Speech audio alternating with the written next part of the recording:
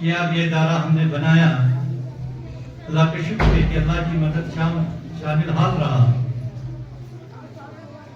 لیکن اس ادارے کو اب ہم پر بہت بڑی ذمہ داری آئی تھی۔ ہم سب کو یہ معلوم ہے کہ اس ادارے کو چلانے کے لیے، اس ادارے کو فعال بنانے کے لیے، اس ادارے کی ترقی اور تعمیر کے لیے، اس ادارے کی علمی اور فنی صلاحیتوں کو اجاگر کرنے کے لیے، اس علمی ادارے سے نوجوان اسلام کو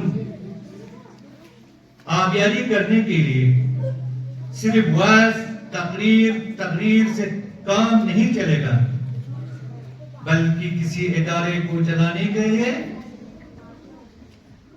ہمارے معزز کمیٹیوں کی ہاتھوں میں ہاتھ ڈال کر اکٹھے چلنے کا وقت ہے، اور ہمیں بھی یہ ادارہ ابھی بہت تقاضا کر رہا ہے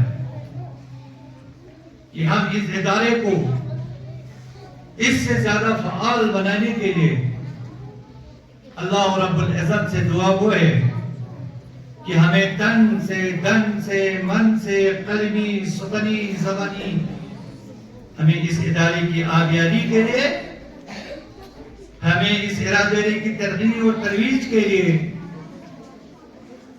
اس ادارے کو فعال بنانے کے لیے اور اس ادارے کو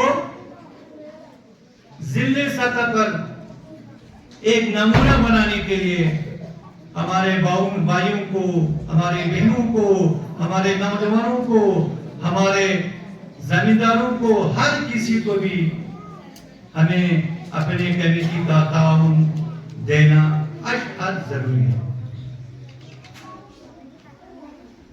میں جامعہ اہل حدیث جموں کشمیر کے ایک میٹنگ میں پروگرام میں تھا، وہاں ایک اوڈی سیٹ کے ایک صدر تھا، اس نے کہا کہ ہمارے پاس درسگاہ نہیں ہے، ہمیں درسگاہ بنانے کے لیے ہمیں تعاون کیا جائے، ہماری امداد کیا جائے۔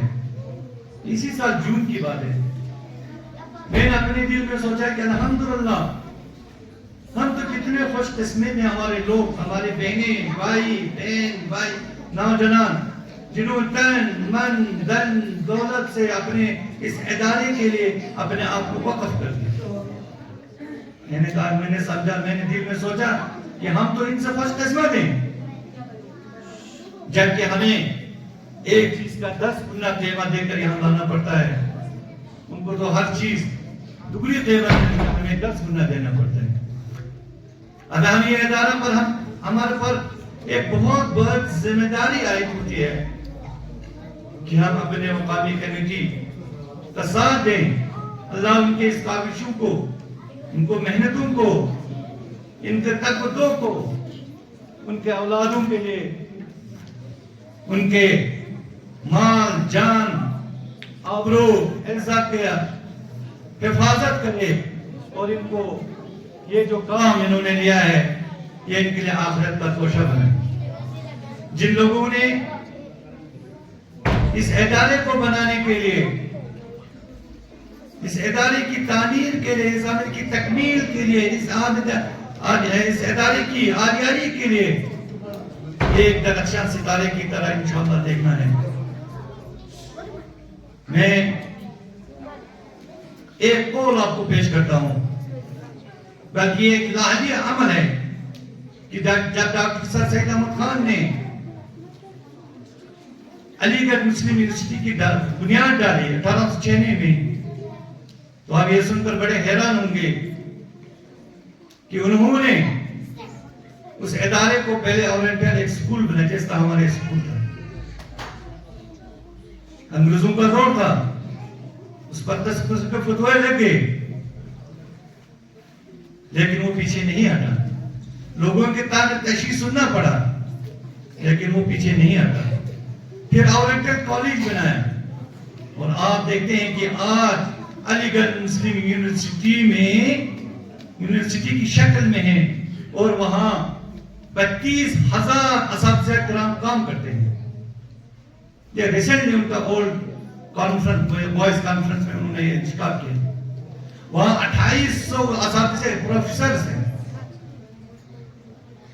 تو ہمیں بھی دلی امید ہے, ہم دعا کرتے ہیں کہ اللہ تعالیٰ ہمارے اس درسگاہ کو دن رات ترقی کی طرف گامزن کریں اور ہمارے لیے انشاءاللہ یہ میڈل کلاس نہیں بلکہ ہائی اسکول تک کا ایک ادارہ بنے.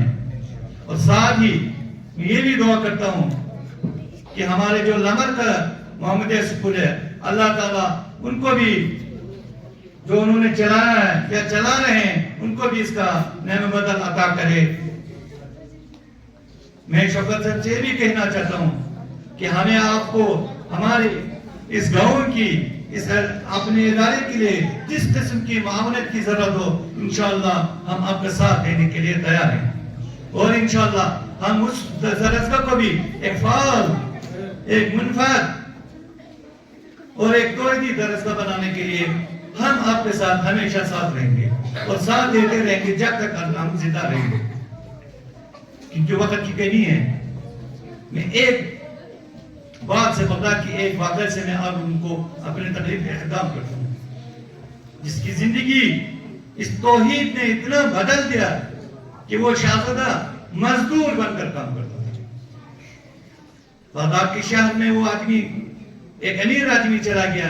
آپ لوگ غور سے سنو اس کہاوت کو, اس باتوں کو, کہ دیکھا کہ 4-5 مزدور چوک پر بیٹھا ہے اور وہ امیر آدمی مزدور لینے چلا گیا تو اس نے ایک لاغر کمزور لڑکے کو دیکھا, کہا کہ انسان چہرے سے پہچانا جاتا ہے. اس نے اس بچے کو کہا کہ تم کام کرو گے, کہا کہ کام کرو گے لیکن میری 3 شرائط ہیں.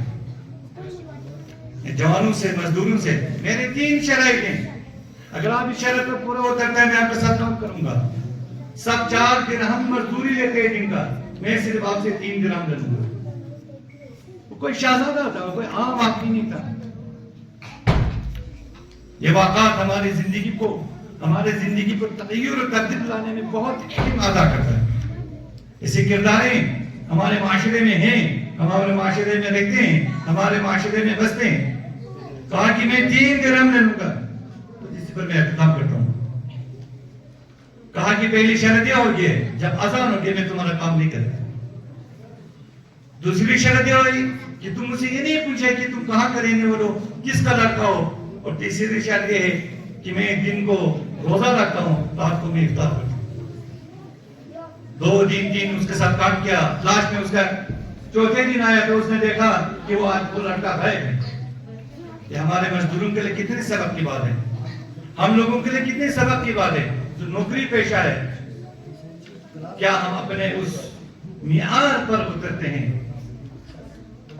یہ بھی بار بار مجھے یہ پنچ کرتا ہے. دیکھا تو لوگوں نے کہا کہ وہ آشوری ہے. گیا بھائی کہاں بیٹھتے ہو, کس محلے میں بیٹھتے ہو, کس کا لڑکا, کہا لڑکے کا ہمیں پتہ نہیں ہے, اس کے ماں باپ کا ہمیں پتہ نہیں ہے, اس کے رشتہ داروں کا پتہ نہیں ہے, لیکن فلانے محلے میں رہتے ہیں بغداد کے. وہ وہاں چلا گیا, دیکھا تو وہ بخار میں تب رہا تھا, اس کا آخری سانس تھا. کہا کہ آپ مالک بھی نہیں دینا رہے, کہا ہاں. کہا کہ میرے آخری لمحات ہیں, میرے لیے آپ دعا کیجئے, اور میرے پاس ایک انگوٹھی ہے, امانت ہے. اس انگوٹھی کو آپ کو بادشاہ سلامت ہارون رشید کو دینا. دن کے بعد بادشاہ سلامت کے پاس گیا تو بادشاہ نے اسے کہا کہ بھائی کون ہو. کہا کہ آپ ایک امانت میرے پاس ہے, کسی نے ایک امانت میرے پاس رکھا ہے, وہ امانت میں دینے کے لیے آیا. دیکھا تو وہ انگوٹھی تھا. بادشاہ نے پہچان لیا کہ میرا سب سے چھوٹا بیٹا تھا ہارون رشید. 32 لاکھ مربع کلومیٹر کا خلیفۃ المسلمین تھا. بغداد اسلام کا مرکز تھا, دینی لحاظ سے, تعلیمی لحاظ سے, سائنسی لحاظ سے. اور جتنے سائنسدان بغداد سے نکلے دنیا کے اور کہیں سے نہیں نکلے. اسلامی سائنسدان، میں اس کے ڈیٹیل میں نہیں جاؤں گا، بادشاہ سلام نے کہا کہ اس کا قبر کہاں ہے؟ کہا کہ فلانے محلے میں فلانی جگہ ہے. وہ وہاں چلا گیا، دعا کیا، اور مالک بن دینار رحمت اللہ علیہ سے پوچھا بتاؤ پتا ہے یہ کون ہے؟ کہا کہ یہ میرا سب سے چھوٹا بیٹا تھا، اس نے بادشاہت کو، شہزادے کو، تاج تخت کو سب کچھ چھوڑ دیا، یہ اللہ کے راہ میں نکلا تھا، یہ محنت مزدوری کرتا تھا. یہی چیز آج ہمیں بھی ہونا چاہیے.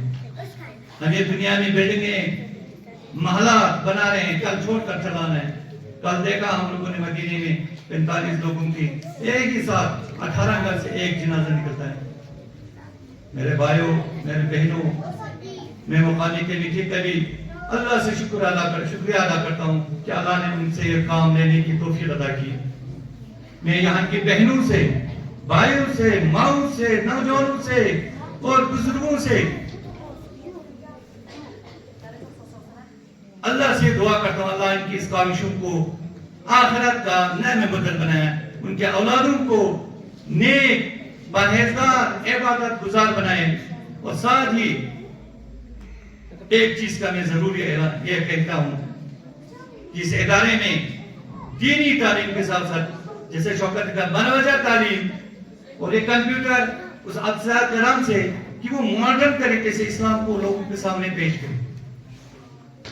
آج ذاکر نہ کی اتنی بول والا کیوں ہے؟ وہ ماڈرن طریقے سے لوگوں کو، سائنٹیفک طریقے سے لوگوں کو اسلام کو پیش کرتا ہے.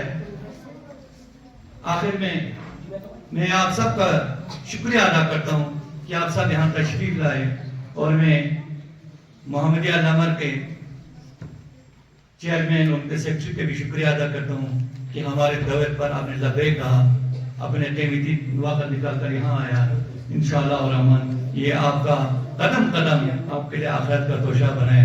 والسلام علیکم ورحمۃ اللہ وبرکاتہ. میں آخر میں مولانا بلال صاحب سے گزارش کرتا ہوں آیا تشریف لائے، ایک چھوٹا سا مدرسے کے لیے ہدیہ ہے، قبول فرمائے. جزاک اللہ خیر. وصلی اللہ تعالی خیر خلقہ سیدنا مولانا محمد وعلی آلہ وصحبہ اجمعین. اللہ اکبر، اللہ اکبر.